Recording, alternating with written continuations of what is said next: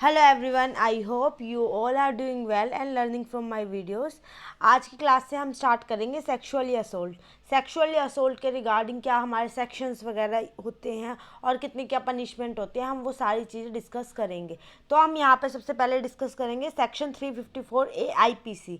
हमारा सेक्शन 354 के जितने भी सेक्शन है ABCD, जितने भी कंटिन्यू है, वो हमारे सेक्सुअली असोल्ट डील करते हैं, बट उनमें कोई कंडीशंस वगैरह हैं। लाइक सेक्शन 354 AIPC हमारा डील करता है फिजिकल कांटेक्ट फोर्सफुली। अगर हम किसी वुमेन को या विक्टिम को हम फिजिकली कांटेक्ट बनाने के लिए फोर्सफुली उसके लिए कह रहे हैं, फोर्स कर रहे हैं उसको, तो हमारा 354 AIPC लगता है। अब इसमें डिमांड और रिक्वेस्ट फॉर सेक्सुअली फेवर, किसी से डिमांड करना या रिक्वेस्ट करना, वो भी हमारा इसी के अंदर आता है। मेकिंग सेक्सुअली कलर्ड मार्क, ठीक है, उनको मतलब सेक्सुअली कलर्ड मार्क देने के लिए भी हमारे यही आता है। फोर्सफुली शोइंग पोर्नोग्राफी, हम फोर्सफुली उन्हें पोर्नोग्राफी दिखा रहे हैं बिठा के अपने साथ में, नहीं उनको जान का या मारने का, मतलब कोई भी, या ब्लैकमेलिंग के थ्रू हम उन्हें क्या नाम है पोर्नोग्राफी दिखा रहे हैं, तो वो भी हमारे सेक्सुअली असोल्ट में आता है। एनी फिजिकल वर्बल और non verbal conduct of sexual nature, like हम फिजिकली उनको टच करके या वर्बली कुछ चीज़ें बोल के या कोई इशारे करके, नॉन वर्बल कम्युनिकेशन कंडक्ट करके अगर कुछ चीज़ कर रहे हैं, तो वो हमारे सेक्सुअली असोल्ट में आता है। ये सारी चीज़ें हमारी, ये जितने भी पाँचों हैं हमारे सेक्शन 354 AIPC के अंदर आते हैं सेक्सुअली असोल्ट के। सेकेंड हमारा सेक्शन 354 BIPC क्या कहता है? Attempt to naked her in a public. अगर हम क्या नाम है किसी पर्सन को कहते हैं कि हम पब्लिक में नंगा कर देंगे, ठीक है, उसे पब्लिक में मतलब बिना कपड़ों के खड़ा कर रहे हैं या ऐसी चीज़ अटैम्प्ट करने की कोशिश भी कर रहे हैं, तो ये हमारे सेक्शन 354B में आता है। इसकी हमारे 7 ईयर की पनिशमेंट होती है। सेक्शन 354 CIPC क्या कहता है? वॉचिंग और capturing image of a women while she is involve in private act. अगर कोई अपने पर्सनल प्राइवेट स्पेस में है, अगर कोई पर्सन उसको वॉच कर रहा है या देख रहा है ना, तो इसकी लास्ट क्लास में मैंने आपको बताया था, अगर किसी का हम पर्सनली वो बिहेवियर चेक करते हैं, ठीक है, किसी को देखते हैं सेक्सुअली एक्टिविटी करते हुए को, तो उसको हम वोयूरिज्म बोलते हैं, वोयूरिज्म। तो इसके अंदर हमारा क्या है 354C, मैंने ये उस टाइम भी आपको बता दिया था, तो इसमें यही आता है। हमारा सेक्शन 354C में किसी को देखते हुए, कैप्चर करते हुए या उसकी वीडियो रिकॉर्ड कर रहे हैं या उसके प्राइवेट एक्ट को देख रहे हैं, तो ये हमारा सेक्शन 354C IPC के अंदर आता है। इसके हमारे अंदर 3 से लेकर 7 साल की सज़ा होती है और हमारा इसके अंदर फ़ाइन भी ऐड होता है। इन सब में फ़ाइन ऐड होता है, पर लाइफ इम्प्रिजमेंट मतलब उम्र कैद की सज़ा नहीं होती। सेक्शन 354 DIPC, 354 DIPC हमें कहता है commit the offence of stalking. अगर हम किसी को स्टॉक कर रहे हैं, ठीक है, उसको मतलब देख रहे हैं, घूर रहे हैं या उसका पीछा कर रहे हैं, तो ये हमारा 354D में आता है। इसके अंदर 1 से लेकर 3 साल की सज़ा होती है और हमारा इसके अंदर भी हमारा फ़ाइन होता है। ठीक, अब हमारे ये 354 की ये है ABCD, इन चारों के अंदर आ जाता है। अब हमारा सेक्शन 509 IPC क्या कहता है? Intending to insult the modesty of any women. हम किसी की मोडेस्टी तोड़ते हैं, उसके मतलब रिगार्डिंग हम गंदे वर्ड यूज़ कर रहे हैं, ठीक है, उसको इंसल्ट कर रहे हैं पब्लिक के सामने या किसी थर्ड पर्सन के सामने, कोई भी वर्ड के थ्रू, कोई नॉन वर्बल या वर्बल एक्ट के थ्रू उसकी मोडेस्टी मतलब जो उसका गुरूर है तोड़ने की कोशिश कर रहे हैं, तो उसमें 1 साल की सजा होती है और हमारा फाइन होता है। ये हमारा सेक्शन 509 IPC के अंदर हमें डिफाइन किया गया है। अब ये हमारी इसके रिगार्डिंग सेक्शन थे सेक्सुअली असोल्ट के। अब इंसिस्ट क्या होता है? When with a woman who is closely related to him by blood relation. अब एक ही फैमिली में, लाइक आपने सुना होगा फैमिली रेप, मैरिटल रेप, ये घर के अंदर होते हैं, है ना, ये बाहर किसी को पता तक नहीं चलता, और अगर कोई बताता है तो भी उसके मतलब उसमें इतनी कार्रवाई नहीं होती, पुलिस तक तो मतलब आगे जुड़ी अपना जो जस्टिस सिस्टम है वहाँ तक ये चीज़ नहीं जा पाती। तो अगर क्लोजली रिलेटेड के अंदर कोई फिजिकल रिलेशन कंडक्ट कर रहा है तो हम उसे इंसिस्ट बोलते हैं, ठीक है, हमारे क्वेश्चन एग्जाम में पूछे जाते हैं इसके रिगार्डिंग, तो इसके बारे में पता होना चाहिए। अब कुछ अदर सेक्शंस भी होते हैं हमारे, other section like section IPC का सेक्शन 319 क्या किससे डील करता है? हर्ट। अगर हम किसी को इमोशनली हर्ट करते हैं तो हम इस सेक्शन के तहत उसको पनिशमेंट दिला सकते हैं। सेक्शन 320 जो ग्रीवियस हर्ट में काउंट होता है, और मतलब नॉर्मल, तो ये नॉर्मल हर्ट हो गया। सिंपल हर्ट, जो सिंपल हर्ट हमारे कौन से होते हैं? सिंपल हर्ट हमारे वो होते हैं कि इसको थप्पड़ मार दिया नॉर्मली या उसको इमोशनली हर्ट कर दिया, ठीक है। और हमारा 320 में ग्रीवियस हर्ट में मतलब उसको मतलब ऐसा आपने ऐसा चाटा मारा कि उसकी आंख में लग गया या उसकी मतलब कान की क्या नाम है, कान पे थप्पड़ लगाया तो उसकी मतलब सुनने की जो शक्ति है वो खत्म हो गई, तो वो हमारे ग्रीवियस हर्ट में डिफाइन किए गए। इन दोनों के अंदर पता है दोनों की दोनों चीज़ें डिफाइन की गई है, सिंपल हर्ट और ग्रीवियस हर्ट। अब IPC section 321 voluntary causing hurt, मतलब जानबूझ के किसी को हर्ट करना, ठीक है, इंटेंशनली किसी को कॉज करना, तो हमारा 321 में डिफाइन किया गया है। 322 में हमारा डिफाइन किया गया है voluntary causing grievous hurt. Grievous मतलब आपने जानबूझ के, मतलब किसी के लिए गड्ढा खोदा है आपने, है ना, और वो बंदा आपको पता है वो आएगा और वो उसमें गिर जाता है और उसका पैर टूट जाता है, तो आपने जानबूझ के उसको हर्ट कॉज किया है, वो हमारे सेक्शन 322 में आता है voluntary causing hurt. IPC section 323 simple hurt, जिसमें नॉन कहते हैं ना, मतलब इसके अंदर कोई भी अपना वो नहीं इन्वॉल्व है, ठीक है, मतलब हार्मफुल, लाइक सिंपली आपने नॉर्मली किसी को चाटा लगाया और उसको बहुत ज़्यादा हर्ट हो गया, पब्लिक प्लेस में आपने उसको चाटा लगाया। और सिंपल हर्ट में जो हमारा सेक्शन 324 आईपीसी, ये भी हमारा सिंपल हर्ट डिफाइन करता है, ये नॉन डेंजरस वेपन से आता है, ठीक है, और ये दूसरा वाला हमारा डेंजरस वेपन आता है, नॉन डेंजरस वेपन्स। तो अब आईपीसी 323 क्या कहता है, सिंपल हर्ट इसने करा है और 24 में भी सिंपल हर्ट की बात कर रही है दोनों के अंदर, ठीक है, पर इसके अंदर कोई भी डेंजरस वेपन नहीं है, आपने हाथ से मारा है। और सिंपल हर्ट में क्या है, आपके हाथ में रिंग वगैरह लगी हुई है, डेंजरस वेपन मतलब वो रिंग इस टाइप की है या कड़ा वगैरह ऐसा है कि वो इसको लगा है कि उससे उसको जा सकता है, अंदरूनी जो चोट लगती है वो हमारा डेंजरस वेपन के अंदर आ जाता है। अब इसके बाद हमारी आती है ग्रीवियस हर्ट, जो सेक्शन 325 और 326 डील करता है। पहले आग वाले के अंदर वही नॉन डेंजरस वेपन आ गया कि मतलब वही चाटा लगाया, बहुत तेज लग गया, उसकी सुनने की क्षमता खत्म हो गई, क्योंकि आपने थप्पड़ मारा, हाथ से मारा ना, नॉन डेंजरस वेपन में काउंट हो गया। बट अगर आपने डेंजरस वेपन कोई गन ले ली, ठीक है, नाइफ ले लिया, इससे अगर आपने उसको हर्ट किया डेंजरस वेपन से, तो वो हमारा ग्रीवियस हर्ट 326 के अंदर आ जाता है। और अब 326 का एक पार्ट है हमारा, एक बार ये 2019 में जो एग्ज़ाम हुआ था यूजीसी नेट का, उसमें क्वेश्चन पूछा गया था, जो एसिड अटैक होते हैं सेक्सुअली असोल्ट में, वो हमारे कौन से सेक्शन के अंदर आते हैं, तो वो आईपीसी सेक्शन 326 ए के अंदर आते हैं, ठीक है, ये क्वेश्चन में ऑलरेडी पूछा गया है, तो आप ध्यान रखना। IEA 45 ओपिनियन ऑफ एक्सपर्ट, ये मैंने आपको एक क्लास पढ़ाई थी, उसमें बताया था एक्सपर्ट की टेस्टिमनी क्या होती है, ठीक है।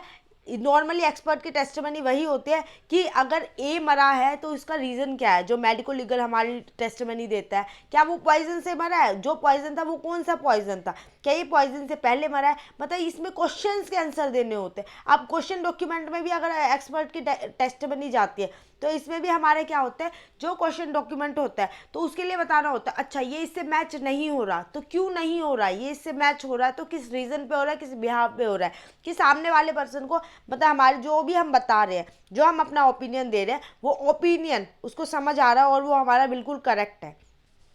IEA 60 oral evidence must be direct, मतलब जो इंडियन एविडेंस एक्ट 16 कहता है, किसी को भी अगर ओरली एविडेंस देना है ना कोर्ट में, अब आपने वो क्या नाम है एज अ विटनेस बन गए, आपने रिकॉर्डिंग अपना सब कुछ दे दिया बयान वगैरह, बट कई बार क्या होता है कुछ एविडेंसेस हमारे ऐसे होते हैं ओरली आपको पेश करने होते हैं, तो वो IEA 16 के अंदर होता है, जो कि हमें डायरेक्ट अपने कोर्ट के अंदर जाके ये चीज़ बतानी होती है, ठीक है। अब IEA 137 एग्जामिनेशन इन चीफ, इसके अंदर आता है एग्जामिनेशन इन चीफ। हम कोई भी मतलब कोई भी लाइक होता है ना, एक पक्ष होता है विपक्ष हो गया हमारा, तो जो पर्सन होता है एक विक्टिम की तरफ से है एक एक्यूज की तरफ से है, तो अगर किसी की तरफ से है हमारा एविडेंस या जो भी विटनेस है, तो वो पहले उसका एग्जामिनेशन चीफ के सामने करेगा, जो उसको लेके आया है, ठीक है, वो एग्जामिनेशन करेगा, ठीक है, एग्जामिनेशन इन चीफ, चीफ के सामने मतलब जो हमारे जज के सामने जो एग्जामिनेशन होगा वो 137 के अंदर होता है। अब IEA 43, अब इसके अंदर क्या बोलता है, लीडिंग क्वेश्चन में भी आस्क्ड इन क्रॉस एग्जामिनेशन। पहले हमारे क्या होता है, जो हमारा ये है section 137 examination in chief, re examination और हमारा क्रॉस एग्जामिनेशन, ठीक है, ये सारी चीज़ें इसके अंदर आ जाती है। बट इसके अंदर क्या होता है हमारा, पहले जो होता है एग्जामिनेशन इज चीफ हो रहा है, उसके बाद री एग्जामिनेशन, जो अपोजिट पार्टी वाला पर्सन होता है वो री एग्जामिनेशन करता है उनके फैक्ट की, कि उससे जो बोला है वो सही बोला है। इसके बाद हमारा एक क्रॉस एग्जामिनेशन होता है, लाइक कई बार होस्टाइल विटनेस वगैरह आ जाते हैं, हमारे, आपने कई बार सुना होगा है ना, हॉस्टाइल विटनेस होते हैं। तो अगर आपको किसी को लग रहा है, जज को लग रहा है या थर्ड पार्टी को लग रहा है कि नहीं वो झूठ बोल रहा है, तो उसका क्रॉस एग्जामिनेशन दोबारा होता है जज के सामने, जो हमारा इंडियन एविडेंस एक्ट 143 में डील करता है। IEA जो Indian evidence act 159, refreshing memory, like कई बार केसेस क्या होते हैं, जो भी कोई केसेस होते हैं काफ़ी लंबे चल जाते हैं, साल 2 साल 3 साल, तो उसकी मेमोरी को रिफ्रेश करने के लिए हम उसको पुरानी चीज़ें बताते हैं, हाँ उस टाइम पे ऐसा ऐसा हुआ था, आप बताओ आपको कितना क्या चीज़ याद है, ठीक है, उसको उससे कनेक्ट करने की कोशिश कर रहे हैं। अब CRPC 291, deposition of medical witness, और इसके अंदर हमारी ये CRPC क्या है, जो हमारे डील करता है क्रिमिनल प्रोसीजर, जो हमारे कोर्ट में हम प्रोसीजर फॉलो करते हैं। इसके अंदर हमारे ये 3 होते हैं CRPC में, जो ज़्यादा इंपॉर्टेंट है, पूछे जाते हैं। CRPC 291 कहता है डिपोजिशन ऑफ मेडिकल विटनेस, जो हमारा मेडिकल विटनेस होता है वो अपना डिपोजिशन करेगा, वहाँ पे जाएगा, सब कुछ बताएगा, उसने जो पोस्टमार्टम के टाइम पे जो चीज़ें करी होंगी वो सारी की सारी एज अ कोर्ट में पेश होकर उसे बतानी पड़ेगी, ठीक है। अब CRPC 292, evidence of officer of mint, जो हमारा 292 है, वो कहता है कि जो मिंट का ऑफिसर है, अब मिंट का कौन सा होता है, जो हमारा करेंसी के रिगार्डिंग होता है, RBI वगैरह के जो हो गए हमारे, ठीक है, वो जाते हैं मतलब अपने कोर्ट के सामने और बताते हैं कि हाँ ये करेंसी फेक है या नहीं है, ठीक है, ये करेंसी के रिगार्डिंग कॉइन वगैरह होते हैं, तो इनका जो ऑफिसर होता है वो कोर्ट में पेश होता है। CRPC 293, report on government scientific officer, ठीक है, रिपोर्ट कर रहे हैं गवर्नमेंट साइंटिफिक ऑफिसर को, ठीक है। इसके अंदर क्या होता है, लाइक जो एक्सप्लोजिव का हो गया, केमिकल का हो गया, एक्सप्लोजिव के जो चीफ होते हैं या हमारे केमिकल्स के होते हैं, जितने भी इनके डायरेक्टर हो गए, चीफ हो गए, एडिशनल डायरेक्टर हो गए, ये अगर किसी समन आया है कोर्ट से तो इन लोगों को जाके उसके ऊपर अपना साइंटिफिक ओपिनियन देना होता है, तो ये CRPC 293 के अंदर आता है। तो मतलब इतने ये CRPC है, बट हम आगे और भी कवरअप करेंगे, अभी के लिए आपके लिए इतना काफ़ी है। IPC सेक्शन 299 क्या करता है, डिल्ट विद कल्पेबल होमिसाइड, ये हमारा कल्पेबल होमिसाइड से डील करता है। कल्पेबल होमिसाइड आपको पता है, कल्पेबल होमिसाइड वही किसी को मतलब जो कि नॉट अमाउंटिंग टू मर्डर में हमारा काउंट हो जाता है, मतलब क्या कहते हैं, culpable homicide not amounting to murder होता है, और इसके अंदर क्या होता है हमारा, ये अगर इसमें किसी को मारा है तो ये मर्डर हम कह भी सकते हैं, नहीं भी कह सकते, पर मर्डर होता है कि हाँ पर्सन को मारने के लिए ही किया गया है, ठीक है। तो हमारा IPC सेक्शन 300 डील करता है डेल्ट विद अ मर्डर, ये इसने डिफाइन करे हुए हैं इन दोनों सेक्शंस के अंदर, ठीक है, इनकी पनिशमेंट आगे फर्दर है। IPC सेक्शन 302 क्या कहता है, dealt with punishment of murder, death और लाइफ इम्प्रूवमेंट, अगर मर्डर प्रूव हो रहा है, मर्डर है, लाइक अभी आपने 2023 में फरवरी के मतलब 1 जनवरी को आपने एक अंजलि केस सुना था, ठीक है। अंजलि केस में क्या बात चल रही थी, अंजलि केस में यही बात चल रही थी कि वो जो लोग पुलिस वाले थे उसके ऊपर 304 लगा रहे थे, नेग्लिजेंस ऑफ डेथ, ठीक है ना, पर लोग किस चीज़ की डिमांड करते हैं, 302, क्योंकि जो हमारा नेग्लिजेंस डेथ होता है 304, इसके अंदर क्या होता है, डेथ पेनल्टी जरूरी नहीं होती, पर्सन को जो पनिशमेंट होगी 3 से लेकर 7 साल तक पनिशमेंट मिल सकती है, पर डेथ पेनल्टी इसमें मिल ही नहीं सकती। बट जो हमारा 302 है इसके अंदर डेथ पेनल्टी, लाइफ इम्प्रिजमेंट या कोई 10 साल की 15 साल की पनिशमेंट, इसके अंदर मतलब सारे प्रोविज़न आपको देखने को मिलते हैं, तो इसलिए वो लोग बार बार डिमांड कर रहे थे कि 302 लगा और मर्डर की पनिशमेंट लगा कि अगर प्रूव हो रहा है तो डेथ या लाइफ इम्प्रिजमेंट या कई साल की उसको सजा होगी और फाइन भी अच्छा खासा रखा जाएगा, ठीक है, इसलिए ये इसके लिए आर्ग्यूमेंट हो रहा था। IPC सेक्शन 304 क्या कहता है, ए नेग्लिजेंस डेथ, जो नेग्लिजेंस जो डॉक्टर की, इसको कैसे याद करोगे, अब 304 ए और बी, ठीक है, ए से हमारा क्या होता है, एप्रन, ठीक है, एप्रन जो डॉक्टर पहनते हैं, तो इसको हम एप्रन से याद कर सकते हैं, जो डॉक्टर की नेग्लिजेंस से होते हैं। बी को हम किससे कर सकते हैं, ब्राइब किस में आता है, जो कि मैरिज होती है, डोरी के रिगार्डिंग आता है, तो इसको आप बी से आप याद कर सकते हो डोरी डेथ, ए से आप कर सकते हो नेग्लिजेंस डेथ जो कि डॉक्टर की गलती से हुआ है, 304 ए के अंदर केस दर्ज होगा और उसकी कार्रवाई उसी के बेसिस पे चलेगी। IPC सेक्शन 304 के बी के अंदर आता है डोरी डेथ, जो कि 7 साल के अंदर 7 ईयर्स के अंदर अगर कोई लेडी की डेथ हो जाती है, ठीक है, शादी के बाद, तो उसके केसेस इसके अंदर चलते हैं, जो ब्राइब डोरी वगैरह के अंदर आ जाते हैं। अब IPC सेक्शन 351 किससे डील करता है, डील्ड विद असोल्ट, ये भी हमारा असोल्ट करना, किसी के साथ सेक्सुअली असोल्ट करना।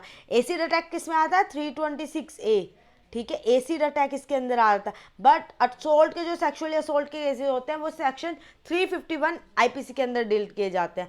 एंड आई होप आपको ये समझ आ गई होगी। मैंने आपको सिर्फ बेसिक मतलब एक कवरअप किया है कि कौन कौन से सेक्शन अभी हैं हमारे, ठीक है, आप इनको देख लेना। बट अब हम इसको मैं इसमें डिटेल में आपको डिटेल में जो डिटेल कहते हैं ना, डिटेल में आपको कंप्लीट में आपको पर्टिकुलर सेक्शन पे एक्सप्लेनेशन दूंगी 2-2 3-3 मिनट की, जो आप कभी भूल ही नहीं पाओगे। और आई होप सो मैंने ऐसे एक्सप्लेनेशन दी है कि आप इस चीज़ को नहीं भूल पाओगे, और ये आपके एग्ज़ाम के पॉइंट ऑफ व्यू से बहुत इंपॉर्टेंट है। तो मतलब इसको ना आप राइट डाउन करके देख लेना, क्योंकि अगर आप लिख के देखोगे तो आपको याद रहती है। क्योंकि हमारा कई बार क्या होता है, हम सुन रहे हैं देख रहे हैं, वो चीज़ तो इंपॉर्टेंट होती है, बट अगर आपने उसको राइट डाउन कर लिया तो वो आपके मतलब काफ़ी टाइम तक 70% 80% तक आपके दिमाग में रहती है। तो अगर आप अभी जून जुलाई के एग्ज़ाम के लिए प्रिपरेशन कर रहे हो तो फोकस करो कि आप हर चीज़ को राइट डाउन करो और अपने पर्टिकुलर नोट्स बनाओ जो आपके एग्ज़ाम के लिए बहुत ज़्यादा हेल्पफुल रहने वाले हैं। अगर आप ये नहीं करते, अगर आपकी ग्रैबिंग की पावर अच्छी है तो भी अच्छा है, बट राइट डाउन करने से आपके लिए मतलब बहुत इजी हो जाएगा एग्ज़ाम को क्या करना, क्रैक करना। इस बार क्या करना है आपको, क्रैक करना है टारगेट यूजीसी नेट जेआरएफ पे फोकस करना है। एंड आई होप आपको ये वीडियो अच्छी लगी होगी, और मेरे को लगता है कि जैसे मेरे एग्ज़ाम के टाइम पे इन सारी चीज़ों ने मुझे हेल्प किया था और मेरा नेट क्वालिफाई हुआ था, वैसे ही आप लोगों को भी ये सारी चीज़ें हेल्पफुल होगी और आपका भी भगवान करे जेआरएफ क्वालिफाई हो जाए, ठीक है। तो अगर आपको अच्छी लगी हो तो give me a 1 thumbs up and share with your friends. Thank you so much, bye, कल मिलते हैं इसी टाइम पे।